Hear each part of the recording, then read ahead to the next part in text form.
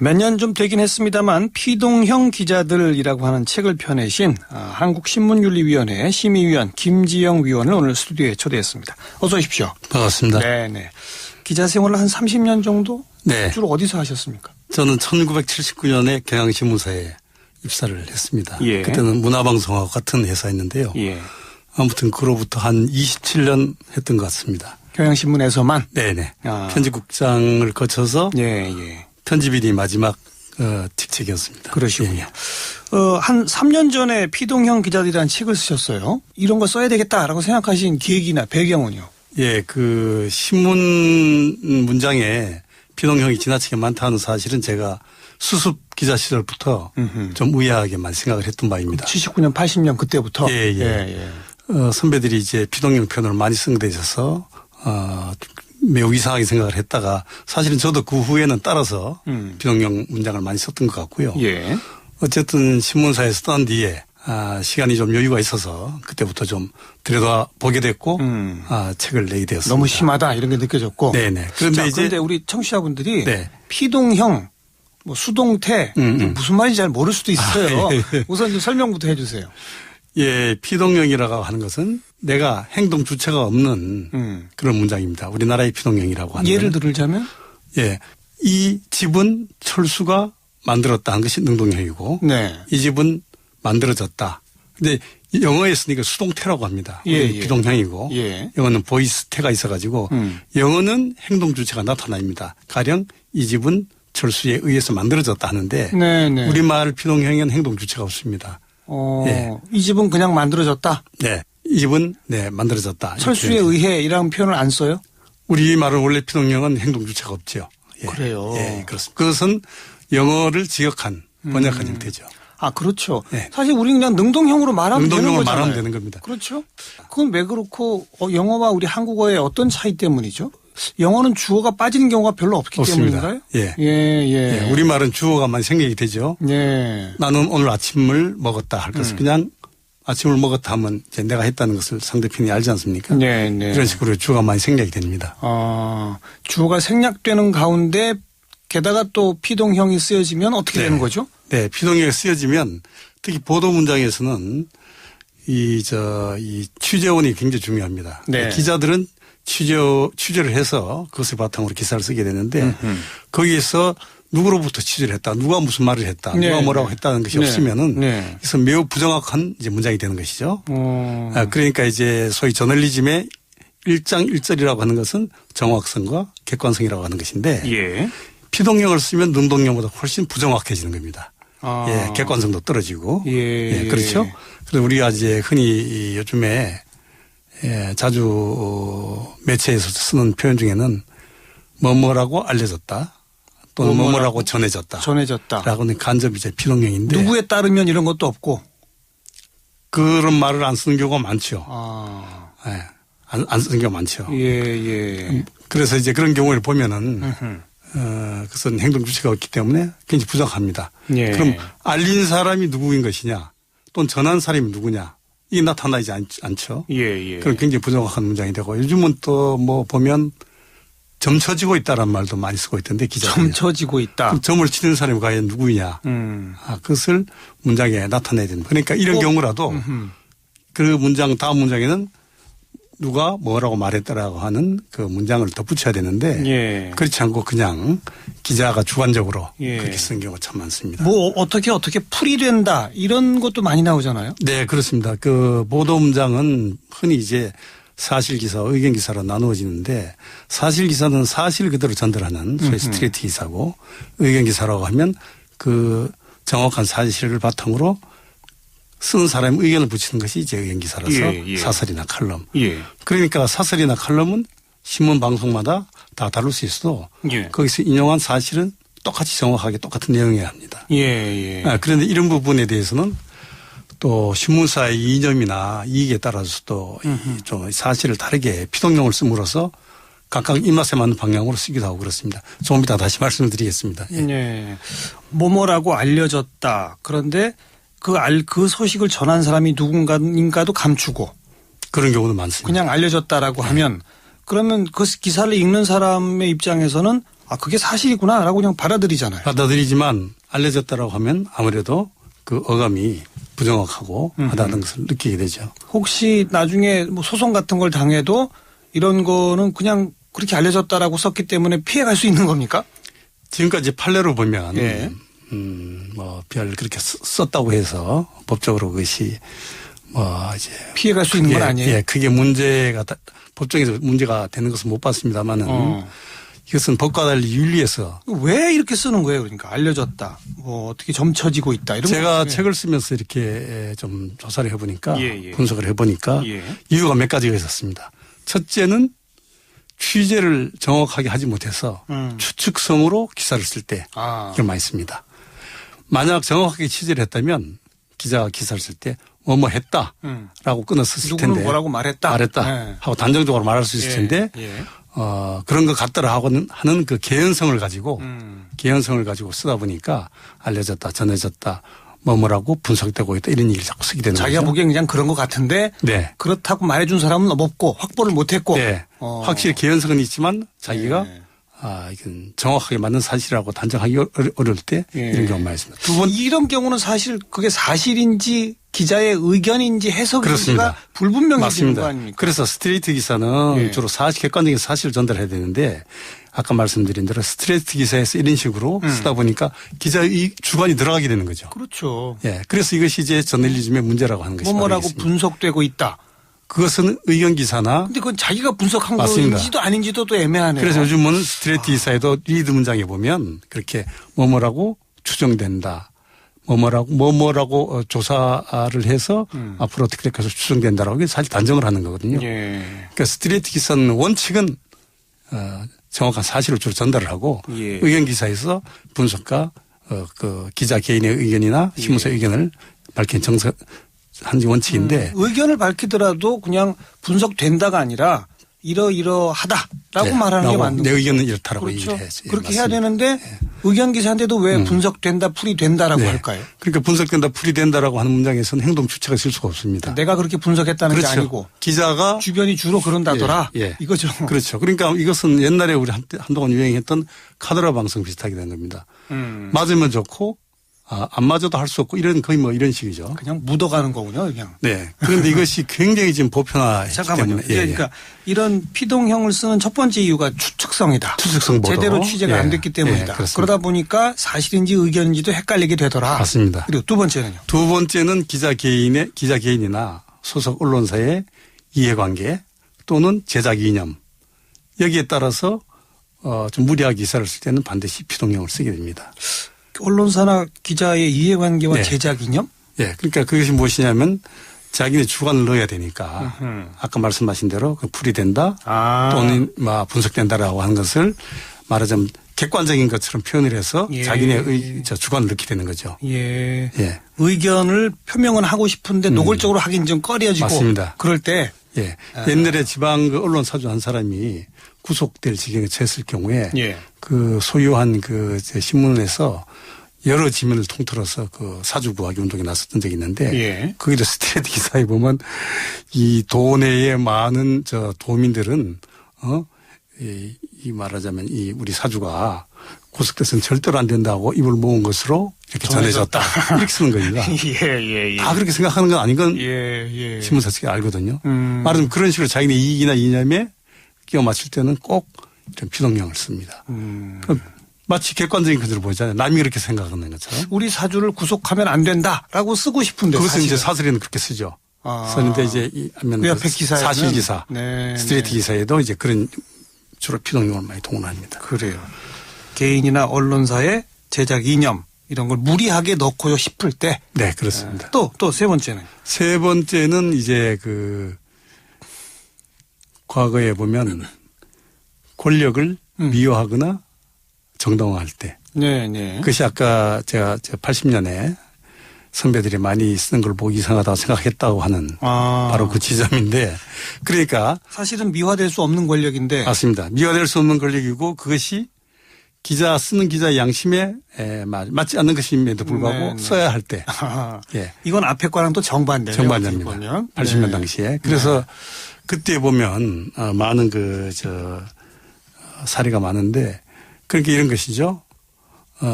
이번 조치는 국가와 민족의 앞날을 노심초사하는 대통령의 고뇌에 찬 결단인 것으로 보여진다. 풀이된다. 이렇게 쓰는 것이죠. 네. 그러니까 그것은 그때 군사 독재 정권이었는데 그것을 이제 말하자면 기자로서는 쓸 수 없으니까 이제 그렇게 쓰는 겁니다. 네. 그런 경우가 참 많았고. 방금 말씀해 주신 그 두 번째 이유와 세 번째 이유는 동전의 양면이군요. 맞습니다. 예. 그 두 번째 이후에 좀 더 구체화한 사례가 80년, 87년까지 문광부 홍보조정실 있을 때 내내 그런 보도 지침 있을 때 내내 그런 현상이 있었습니다. 네. 그러면 80년 그 이전에는 이런 현상이 별로 없었어요? 제가 그래서 예. 유신 그 헌법을 통과시킬 때 언론 반응을 자료를 찾아보니까 그때도 굉장히 많았습니다. 비슷해요. 앞뒤로 전후해서 말하자면 그 유신 헌법에 대해서 이제 찬성하는 쪽에 이제 말하자면 문장을 쓰려다 하다 보니까 그런 이제 비동형을 많이 쓰는 걸 그때 발견할 수 있었습니다. 네. 민주화가 된 이후로도 여전히 똑같습니까 그러면? 민주화된 이후에는 뜻밖에도 더 이상 언론을 탄압하는 권력이 과거의 정치 권력에서 지금 물론 경제 권력으로 옮겨갔습니다만 어찌됐든 과거 같은 그런 노골적인 건 없어졌잖아요. 노골적인 게 없어졌음에도 불구하고 비동형 사용은 더 많아졌습니다.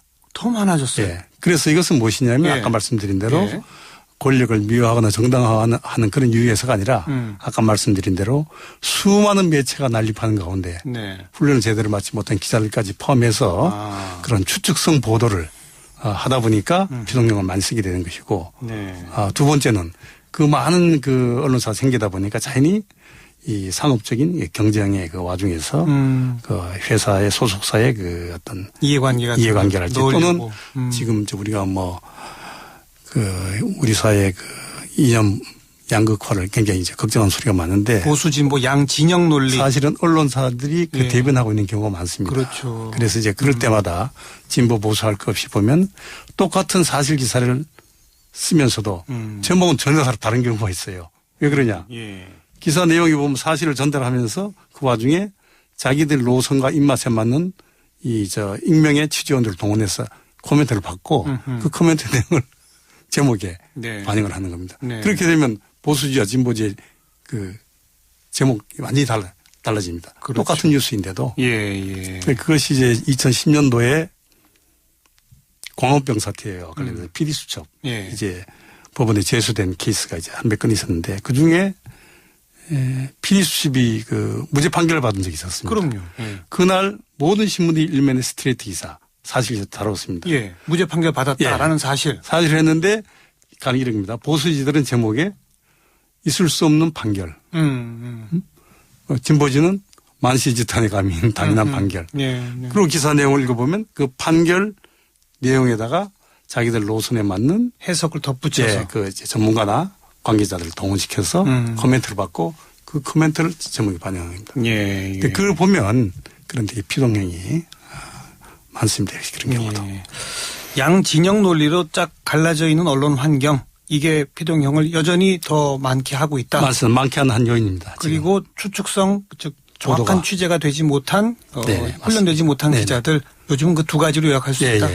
자, 이 책에서 또 하나 중요하게 문제 제기하시는 게 익명 표현이거든요. 이건 어떤 문제가 있고 또 이건 왜 이런 현상이 익명도 지금 이제 우리나라 이제 신문 윤리라는 것이 있는데 신문 윤리 그 강령 이것은 세계적인 그 어떤 그 내용과 글로벌한 그런 내용입니다. 보편성이 있는 것이죠. 자원 저널리즘의 제일 중요한 것 중에 하나가 취재원을 실명으로 밝히라는 것입니다. 왜 그러냐면 정확해야 되니까.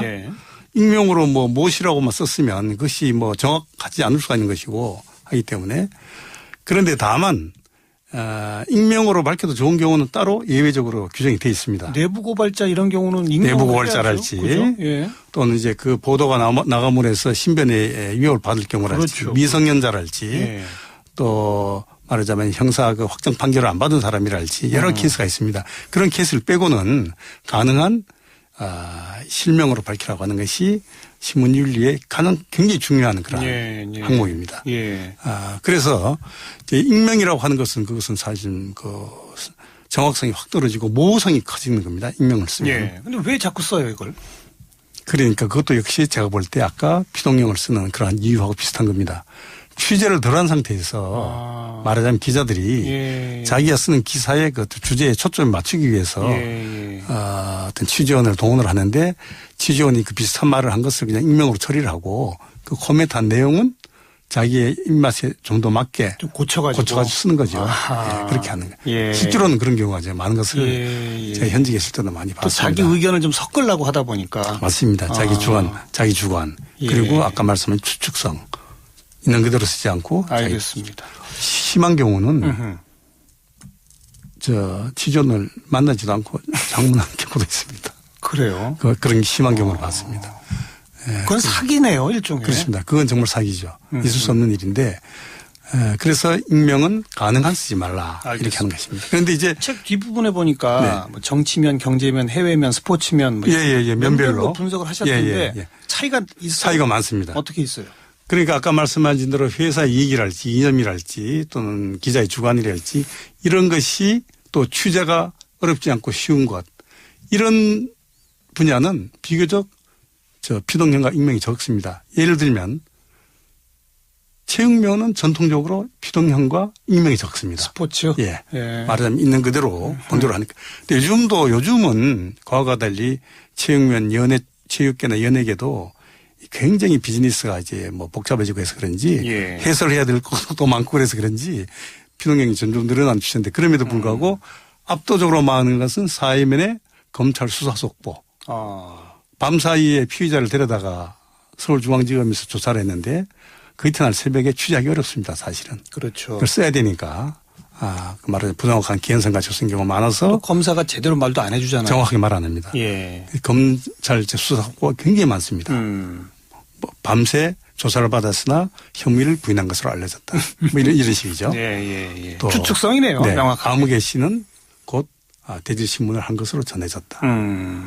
뭐 이런 식이죠. 그 다음에 많은 게 정치면입니다. 역시. 정치는 역시 정부 인사.